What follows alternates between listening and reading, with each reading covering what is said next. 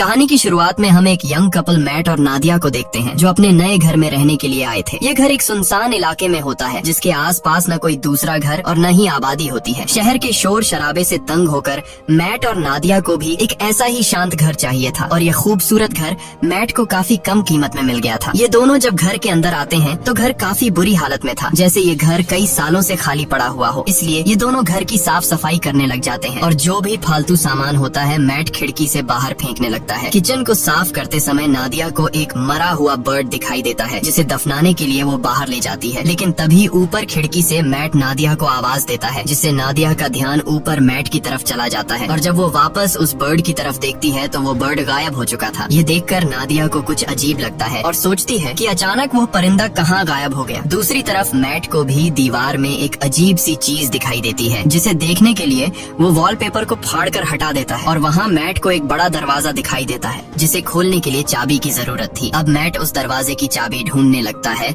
और उसे बाहर फेंकी गई कबाड़ में चाबी मिल जाती है, जिसके बाद वो चाबी को दरवाजे के होल में डालकर दरवाजा खोल देता है। यहाँ नादिया भी पहुँच जाती है। ये दोनों देखते हैं कि अंदर एक काले गहरे अंधेरे वाला कमरा है और जैसे ही ये दोनों उस कमरे के अंदर जाते हैं तभी बाहर की लाइट्स अचानक ब्लिंक करने लग जाती हैं। ये देखकर इन दोनों को कुछ गड़बड़ महसूस होती है और इस प्रॉब्लम को दूर करने के लिए मैट कहता है कि हमें एक इलेक्ट्रिशियन को बुलाना चाहिए। ये कहकर वो वहाँ से चला जाता है और नादिया उस रूम के पास अकेली रह जाती है। नादिया अब सोचती है कि उसे इस रूम में जाना चाहिए या फिर नहीं, लेकिन फिर नादिया को कुछ अजीब सा डर महसूस होता है, इसलिए वो भी मैट के पीछे चली जाती है। इस तरह से रात गुजर जाती है और अगले दिन नादिया एक इलेक्ट्रिशियन को कॉल करती है। कुछ देर बाद लाइट्स ब्लिंक होने की प्रॉब्लम को दूर करने के लिए एक इलेक्ट्रिशियन आता है जो कि घर की लाइट्स को चेक करते हुए नीचे बेसमेंट में पहुंच जाता है और वहाँ का नजारा देखकर वो हैरान रह जाता है क्योंकि पूरा का पूरा बेसमेंट बिजली के वायर से भरा पड़ा था और कोई भी ऐसा कोना नहीं था जहाँ पर वायर्स ना हो। ये वायर्स काफी पुराने जमाने की लग रही थी और इलेक्ट्रिशियन भी कहता है कि मैंने आज तक इस तरह की चीजें कभी नहीं देखी। खैर, इलेक्ट्रिशियन जैसे तैसे करके घर की लाइट चालू करके जाने लगता है और जाते समय वो मैट से कहता है कि आखिर तुमने यह घर क्यों खरीदा? इस घर के पहले मालिक का मर्डर इसी घर में हुआ था और उस दिन के बाद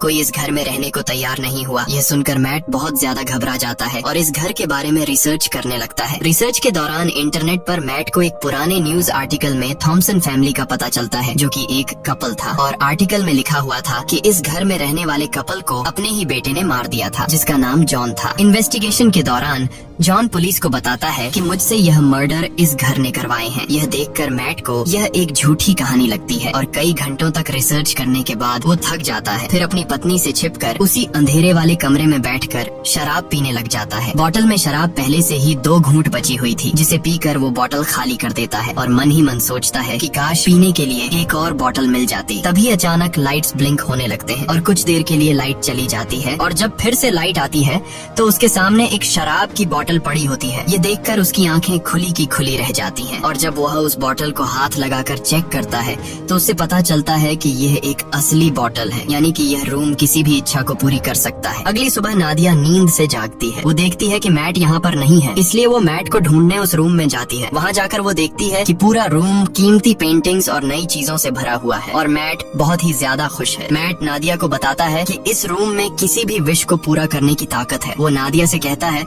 कि तुम्हें जो भी चीज चाहिए बस अपने दिल से मांगो और वो तुम्हारे सामने हाजिर हो जाएगी। ये सुनकर नादिया को मैट की बातें एक मजाक लगती हैं, इसलिए वो मैट पर हंसने लगती है, लेकिन मैट कहता है कि तुम एक बार ट्राई तो करो। तब नादिया कहती है अच्छा ठीक है, मुझे इस वक्त जॉब की जरूरत है तो मैं वो मांग लेती हूँ। तब मैट उसे समझाता है कि ये रूम जॉब नहीं दे सकता, तुम इससे कोई चीज मांगो। जिसके बाद नादिया आंखें बंद करके $1000 की विश करती है और पलक झपकते ही उनके पास $1000 आ जाते हैं। लेकिन अब भी नादिया को पूरी तरह से यकीन नहीं होता, इसलिए वो दोबारा $1 मिलियन की विश करती है और पहले की तरह इस बार भी उन्हें $1 मिलियन मिल जाते हैं। अब नादिया को भी यकीन हो जाता है कि यह रूम कोई नॉर्मल रूम नहीं बल्कि हर एक ख्वाहिश को पूरा करने वाला रूम है। और बस फिर क्या, ये लोग उस रूम से एक के बाद एक महंगी चीज मांगते हैं और वो चीज उनके सामने हाजिर हो जाती है। ये लोग महंगी wines, expensive clothes, diamond, gold, खाने पीने की चीजें और ढेर सारे पैसे इकट्ठा कर लेते हैं। ये दोनों रातों रात मिलियनेयर बन जाते हैं और खुशी खुशी उनकी जिंदगी गुजरने लगती है। जाती है। रात को नादिया मैट से पूछती है कि आखिर ये रूम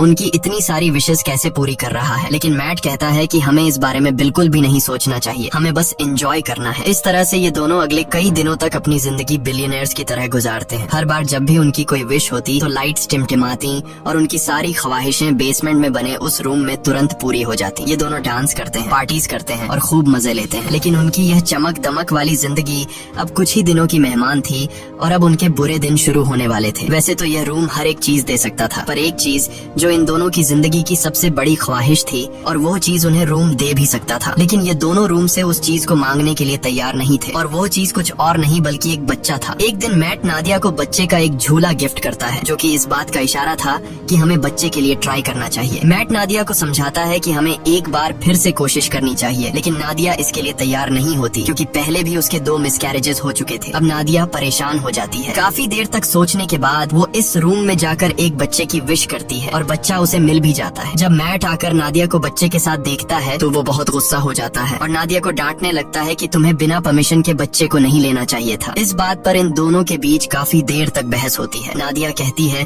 कि उसने यह शॉर्टकट इसलिए अपनाया ताकि मिसकैरेज या लेबर पेन की तकलीफें उसे न झेलनी पड़े। वो कहती है कि हम दोनों इस बच्चे के साथ बहुत खुश रहेंगे, पर मैट इस बच्चे को एक्सेप्ट करने के लिए तैयार नहीं था और वो नादिया से कहता है कि तुम उस रूम में जाकर रूम से इस बच्चे को वापस लेने की विश करो। अब नादिया न चाहते हुए भी उस रूम में आती है और बच्चे को गायब करने की कोशिश करती है, पर वो ऐसा नहीं कर पाती, इसलिए वो बच्चे को मैट के हवाले कर देती है। अब गोद में बच्चे को लेकर मैट भी इमोशनल हो जाता है और वो भी उस बच्चे को गायब करने की विश नहीं कर पाता और बच्चे को वापस नादिया की गोद में डाल देता है। अब ये दोनों फैसला कर लेते हैं कि इस बच्चे को पालेंगे और इस तरह से ये दोनों एक बच्चे के पेरेंट्स भी बन जाते हैं। अब बच्चे को लेकर नादिया तो काफी खुश थी, पर मैट को इस बच्चे से बिल्कुल भी लगाव नहीं था और मैट इस रूम के बारे में और जानकारी हासिल करना चाहता था, इसलिए वो फिर से रिसर्च करने लग जाता है और उससे पता चलता है कि वो लड़का जिसने इस घर के ओनर यानी अपने माँ बाप को मार दिया था वो अभी भी जिंदा है और एक मेंटल हॉस्पिटल में जिंदगी बिता रहा है। यह जानने के बाद मैट अपने विश के जरिए मांगे गए पैसों के ढेर से कुछ पैसे अपनी पॉकेट में रखता है और जॉन से मिलने के लिए निकल पड़ता है। हॉस्पिटल पहुंचने के बाद नर्स मैट से पूछती है, क्या तुम एक रिपोर्टर हो, क्योंकि पिछले 45 सालों से जॉन के लिए कोई भी परिवार का बंदा नहीं आया। ये सुनकर मैट झूठ बोल देता है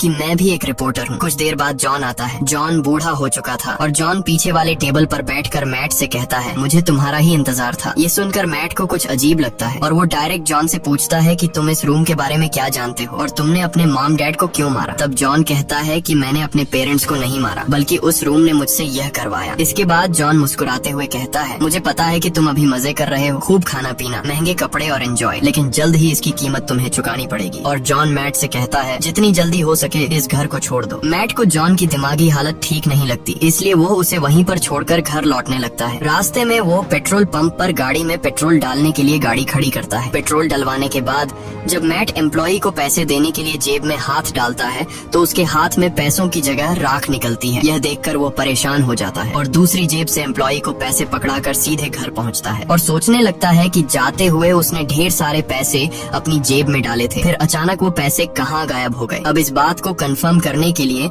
उसने रूम से विश के जरिए जो पैसे मांगे थे वो उन पैसों को उठाकर बाहर खिड़की से फेंक देता है और देखते ही देखते वो पैसे अचानक गायब हो जाते हैं। इसके बाद मैट विश के जरिए मांगी गई एक पेंटिंग को उठाकर उसका आधा हिस्सा घर के अंदर रखता है और आधा बाहर। कुछ ही देर बाद जो हिस्सा घर से बाहर था वो राख में बदल जाता है और बाकी का हिस्सा वैसा का वैसा ही रहता है। यह देखकर मैट समझ जाता है कि वो लोग इस रूम से मिली किसी भी चीज को घर के बाहर नहीं ले जा सकते, नहीं तो वो सारी चीजें राख में बदल जाएंगी। मैट अब रूम की दीवार को तोड़ने लगता है ताकि उसे पता चल सके कि आखिर इस रूम में क्या छिपा है, पर दीवारों के अंदर उलझी हुई वायर्स के अलावा और कुछ भी नहीं था। हर जगह बस वायर्स ही वायर्स थी। दीवारों को तोड़ने के शोर से नादिया भी वहाँ पर पहुँच जाती है। नादिया बच्चे को गोद में लिए बाहर की तरफ जाने लगती है, पर मैट उसे बाहर जाने से रोक लेता है और कहता है कि बच्चे को बाहर ले जाना सेफ नहीं है। वो उसे असली वजह नहीं बता पाता, मगर खुद उसे पता चल चुका था कि जो कुछ भी उस कमरे से विश के जरिए मांगा गया है उसे यहाँ से बाहर निकालने पर वो खत्म हो जाएगा। लेकिन मैट के मना करने के बावजूद भी नादिया बच्चे को बाहर ले जाती है। बाहर ले जाते ही बच्चा जोर जोर से रोना शुरू कर देता है और उसका कलर बदलने लगता है। यह देखकर नादिया भी चिल्लाने लगती है। नादिया की आवाज सुनकर मैट दौड़कर उसके पास जाता आता है और दोनों को उठाकर घर के अंदर ले आता है। और अब हम देखते हैं कि वो छोटा बच्चा अब छोटा बच्चा नहीं रहा, बल्कि वो कुछ ही सेकंड में 8 साल का लड़का बन चुका था। यहाँ मैट नादिया को सारी सच्चाई बता देता है कि वो रूम हमारी हर विश को पूरी कर सकता है, पर हम उसकी दी हुई चीजों को घर से बाहर नहीं निकाल सकते, वरना वो चीजें पुरानी होकर राख में बदल जाएंगी। ये सुनकर नादिया को बहुत दुख होता है और अब ये दोनों डिसाइड करते हैं कि इस बच्चे को घर में ही रखेंगे, कभी भी बाहर जाने नहीं देंगे, नहीं तो वो मारा जाएगा। इस तरह से दिन गुजरते हैं। नादिया बच्चे को घर के अंदर ही सब चीजें सिखाती है। वो उसे अपना बेटा मानती है और इस बच्चे का नाम रखती है शेन। शेन बाकी बच्चों से काफी अलग था। वो किसी की भी बात नहीं मानता और न ही उस पर किसी बात का असर पड़ता। उसकी हरकतें बिल्कुल भी बच्चों जैसी नहीं थी। खाने के दौरान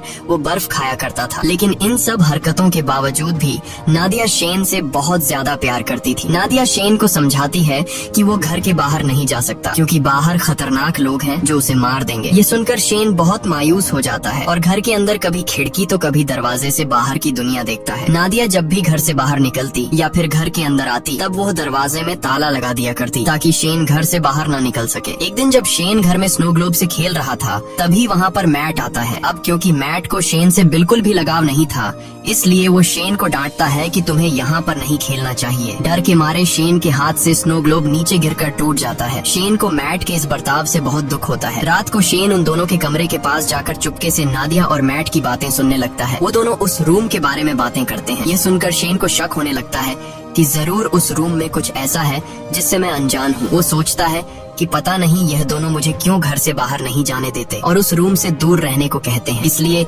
शेन टॉर्च उठाकर घर की जांच पड़ताल करने लगता है और आगे बढ़ते हुए वो सीधा बेसमेंट तक पहुंच जाता है, जहां ढेर सारी उलझी हुई वायर्स थी। उन सब से गुजरते हुए आखिरकार वो उस रूम तक पहुंच जाता है और यहाँ उसे सारा राज पता चल जाता है। रात भर पूरे घर में लाइट्स ब्लिंक होती रहती हैं, पर मैट और नादिया नींद में होने की वजह से कुछ नोटिस नहीं कर पाते। अगली सुबह जब मैट की आंख खुलती है तो उसे अपने बगल में एक नया स्नो ग्लोब पड़ा हुआ दिखता है और इसके साथ ही टूटा हुआ ग्लोब कुछ दूरी पर उसे दिखाई देता है। ये देखकर वो परेशान हो जाता है कि आखिर ये नया ग्लोब किसने बनाया। मैट सीधा नादिया के पास जाता है और उसे जगाकर पूछता है कि क्या तुमने इस ग्लोब को उस रूम से विश करके मांगा, जिस पर नादिया कहती है नहीं, मैंने इस ग्लोब की विश नहीं की। तभी उसी वक्त लाइट्स को ब्लिंक होता देखकर वो समझ जाता है कि ये सारा काम शेन का है। ये दोनों तेजी से उस रूम की तरफ भागते हैं और वहाँ जाकर ये दोनों हैरान रह जाते हैं। अब क्योंकि शेन को घर से बाहर जाने नहीं दिया जाता था, इसलिए वो दिल में बाहर जाने की इच्छा रखते हुए उस रूम से खुद के लिए एक बहुत बड़ा आउटडोर एरिया मांग लेता है, जहाँ एक खुला आसमान और बड़ा जंगल था और शेन मजे से वहाँ खेल रहा था। नादिया अपने बेटे की बनाई हुई दुनिया को देखकर खुश होती है और उसके साथ खेलने लगती है, लेकिन मैट शेन के इस काम से बिल्कुल भी खुश नहीं था, क्योंकि उसे डर था कि कहीं वह उस रूम से बंदूक या फिर कुछ गलत चीज न मांग ले जिससे उनकी जान खतरे में पड़ जाए। इसलिए वो शेन को हाथ से पकड़कर वापस घर के अंदर ले आता है। अब मैट उस रूम की चाबी अपने पास संभाल कर शेन को उस रूम में जाने से मना करता है, लेकिन नादिया मैट को ऐसा करने से रोकती है। वो कहती है कि हम पहले ही शेन को घर से बाहर जाने नहीं देते। अब बेचारे ने खुद के लिए एक अलग आउटडोर बना लिया है, इसलिए हमें उसे वहाँ जाने से नहीं रोकना चाहिए और वहाँ उसकी जान को भी खतरा नहीं है। पर मैट नादिया की बात नहीं सुनता और कहता है कि शेन अभी ना समझ है, मुझे डर है कि कहीं वो गलती से उस रूम से कुछ ऐसी चीज न मांग ले जिससे हम दोनों खतरे में पड़ जाएं। तभी फोन की घंटी बजती है और परमिशन न होने के बावजूद शेन फोन उठा लेता है, लेकिन जल्दी ही मैट उससे फोन छीनकर खुद बात करने लगता है। दूसरी तरफ कॉल पर जॉन था, जिसने शेन की आवाज सुनकर समझ लिया कि मैट ने उस रूम से एक बच्चा मांग लिया है। अब मैट भी उससे कोई बात नहीं छिपाता और कहता है कि हम इस बच्चे से अपनी जान कैसे छुड़ाएं। इधर किचन में रखे दूसरे फोन से नादिया इन दोनों की सारी बातें चुपके से सुनने लगती हैं। जॉन उसे अपनी सच्चाई बताता है कि मैं भी उस रूम से विश के जरिए मांगा गया हूँ। वो बताता है, मैंने अपने पेरेंट्स को इसलिए मारा क्योंकि मुझे भी बाहर की दुनिया देखनी थी, लेकिन जब मैं घर से बाहर निकलता तो मेरी उम्र बढ़ने लगती और जब मैंने रूम से पूछा तो उसने मुझे बताया कि अगर तुम्हें इस घर से बाहर निकलना है तो तुम्हें उस इंसान को मारना होगा जिसने विश करके तुम्हें मांगा है। इसीलिए मैंने विश करने वाली औरत को मार दिया और उसके साथ उसके हस्बैंड को भी मार दिया। यही वजह है कि आज मैं जेल में हूँ। वो मैट को बताता है कि मेरी और शेन की कहानी एक ही है। अगर तुम्हें शेन को बचाना है और उसे बाहर की दुनिया दिखानी है तो तुम्हें उस इंसान को मारना होगा जिसने शेन को विश करके मांगा था। अब अगर शेन को विश करके तुमने मांगा है तो तुम्हें अपनी कुर्बानी देनी होगी, और अगर तुम्हारी वाइफ ने शेन को मांगा है तो फिर तुम्हें उसे मारना होगा। और ये सारी बातें दूसरी तरफ कॉल पर नादिया भी सुन रही थी। नादिया ये सारी बातें सुनकर बहुत ज्यादा दुखी हो जाती है और वो गाड़ी निकालकर घर छोड़कर चली जाती है, जिससे मैट को उसकी फिक्र होने लगती है। नादिया शेन को जिंदगी देने के लिए खुद को मारने का सोचती है, पर वो ऐसा नहीं कर पाती। इधर मैट टेबल पर बैठकर शेन के साथ डिनर करने लग जाता है। तब शेन मैट से पूछता है कि मेरी माम कहाँ गई, और उससे और भी कई सारे सवाल पूछता है, जिससे झुंझलाकर वो शेन को बता देता है कि वो उनका असली बेटा नहीं है और न ही उसकी कोई पेरेंट्स है। इतना ही नहीं, वो गुस्से में आकर शेन को रूम से बाहर निकाल देता है। डर के मारे शेन रोते हुए ऊपर अपने रूम में चला जाता है। कुछ ही देर में मैट को अपनी गलती का एहसास होता है। वो शेन के रूम में जाकर उससे माफी मांगने लगता है और सारी रात वो दोनों साथ में सोते हैं। जब नादिया वापस घर लौटती है तो इन दोनों को एक साथ सोते देखकर उसे बहुत अच्छा लगता है। कुछ देर बाद मैट की आँख खुल जाती है और वो देखता है कि नादिया घर वापस आ चुकी है। मैट नादिया से कहता है कि मैं तुम्हारे लिए बहुत ज्यादा परेशान हो रहा था, और कहता है मुझे माफ कर दो क्योंकि मैं शेन पर चिल्लाया और तुमसे भी झगड़ा किया। बातचीत के दौरान ये दोनों एक दूसरे के करीब आने लगते हैं और जब ये दोनों रूम में इंटीमेट हो रहे थे तब शेन चुपकर दरवाजे से उन्हें देखने लगता है। वो अपने दिल में नादिया के लिए अट्रैक्शन महसूस करता है। अब उसे भी ये सारी चीजें करनी थी, इसलिए अब वो इन दोनों के सोने का इंतजार करता है। जब ये दोनों गहरी नींद में चले जाते हैं तब शेन चुपके से आकर मैट की पॉकेट से घर के बाहर जाने की चाबी चुरा लेता है। अगले दिन सुबह मैट और नादिया फ्रंट डोर को खुला देखकर समझ जाते हैं कि शेन घर से बाहर निकल गया है, इसलिए उन्हें डर था कि कहीं वो मर न गया हो। लेकिन तभी घर के एक अलग हिस्से में शेन को देखकर दोनों हैरान हो जाते हैं, क्योंकि शेन अब जवान और ताकतवर हो चुका था। वो अपने पेरेंट्स की तरफ गन पॉइंट करके उन्हें धमकाता है। तब नादिया उसे समझाने की कोशिश करती है। इसी बीच मैट शेन पर हमला कर देता है और दोनों में फाइट होने लगती है। लेकिन उनकी फाइट के दौरान नादिया को धक्का लगता है, जिससे वो नीचे गिरकर बेहोश हो जाती है। कुछ देर बाद मैट उसे जगाते हुए बताता है कि शेन को गलती से गोली लगने की वजह से वो मर गया। ये सुनकर नादिया रोने लगती है। मैट उसे तसल्ली देकर वापस घर में ले आता है और यहाँ आता है कहानी में सबसे बड़ा ट्विस्ट, क्योंकि अभी जो मैट नादिया को उठाकर घर लेकर गया वो असल में मैट नहीं बल्कि शेन है। इधर दूसरे रूम में जहाँ उनकी फाइट हुई थी, असली मैट होश में आ जाता है और पूरे घर में अपनी वाइफ की तलाश करता है। तभी लाइट्स को फिर से टिमटिमाते देखकर वो उस रूम की तरफ जाता है, पर वहाँ भी उसकी वाइफ नादिया मौजूद नहीं थी। इधर नादिया को बिल्कुल भी खबर नहीं थी कि इसके साथ बैठा हुआ आदमी मैट नहीं बल्कि शेन है। लेकिन नादिया को भी मैट में कुछ बदलाव नजर आता है और जल्द ही उसकी बर्फ खाने की आदत से नादिया को पता चल जाता है कि ये मैट नहीं बल्कि शेन है, जिसने रूम से विश करके अपने आप को मैट का रूप दे दिया है। दूसरी तरफ असली मैट समझ जाता है कि वो अकेला इस घर में फंसा है। शेन ने उसकी वाइफ को इस घर से किसी दूसरे घर में विश के जरिए शिफ्ट कर लिया है। अब वो इस घर से बाहर निकलने के लिए पूरी ताकत लगाकर दीवार को तोड़ने लगता है और आखिर सारे वायर्स को पार करके वह उस रूम तक पहुंच जाता है, जो कि अब एक जंगल था जहां ढेर सारे ऊंचे ऊंचे पेड़ थे। वहां जाकर मैट को पता चलता है कि शेन ने रूम का यूज करके इस जगह को काफी बड़ा कर लिया था और वहां शेन ने उन्हीं की तरह एक डुप्लीकेट घर भी बना लिया था। वो यह भी समझ चुका था कि शेन ने उसका रूप नादिया को किडनैप करके इस डुप्लीकेट घर में रखने और अकेले में उसके साथ फिजिकल होने के लिए किया था। ये ख्याल आते ही अपनी बीवी को वापस पाने के लिए मैट उस जंगल में दौड़ते हुए फाइनली उस डुप्लीकेट घर के अंदर पहुंच जाता है, जहां शेन नादिया के साथ जबरदस्ती करने की कोशिश कर रहा होता है। मैट को अंदर आते देखकर शेन फिर से लड़ाई के लिए तैयार हो जाता है। अब यहाँ नादिया भी पहचान नहीं पाती कि असली मैट कौन सा है, क्योंकि वो दोनों बिल्कुल सेम टू सेम थे। और यहाँ ये दोनों नादिया से कहते हैं कि मेरे साथ चलो। अब नादिया समझदारी से काम लेते हुए शेन का नाम लेती है, जिसे सुनते ही शेन उसकी तरफ देख लेता है और नादिया को समझ आ जाता है कि यह शेन है। जिसके बाद वो शेन को धक्का देकर नीचे गिरा देती है। जमीन पर गिरते ही वो अपने असली रूप में आ जाता है। उधर मैट और नादिया रूम से बाहर निकलने की कोशिश करते हैं पर निकल नहीं पाते, क्योंकि शेन ने रूम से उनके इसी घर में फंसे रहने की विश मांगी हुई थी। लाख कोशिशों के बाद भी जब वो लोग घर से नहीं निकल पाते तो मैट रुक जाता है और वहाँ से निकलने का कोई तरीका सोचने लगता है। यहाँ मैट होशियारी से एक ऐसी विश करता है कि हम दोनों का नया रूप इस घर के अंदर ही रहे और हमारा असली रूप इस घर से बाहर चला जाए। तभी अचानक वहाँ पर शेन भी आ जाता है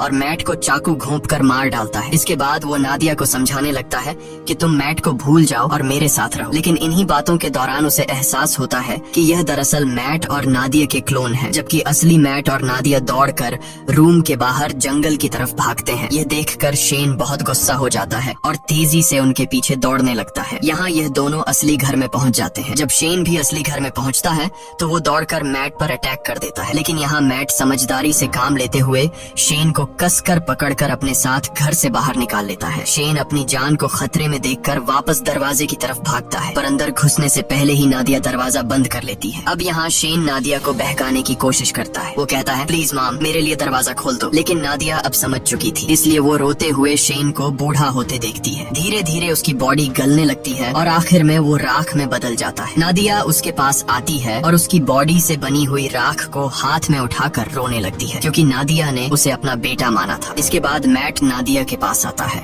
और दोनों एक दूसरे को गले लगा लेते हैं। अब सीन शिफ्ट होता है और हमें कुछ महीने बाद का सीन दिखाया जाता है, जहां मैट और नादिया एक छोटे से घर में सेटल्ड हो जाते हैं और सुकून से रहने लगते हैं। पर थोड़े ही दिनों बाद नादिया डरते हुए अपना प्रेगनेंसी टेस्ट करती है और रिपोर्ट पॉजिटिव आती है, यानी अब इन दोनों का खुद का एक बेबी आने वाला है। इसी के साथ ये कहानी खत्म हो जाती है। अगर आपको ये वीडियो अच्छी लगी हो तो हमारे चैनल को सब्सक्राइब और वीडियो को लाइक जरूर कीजिएगा।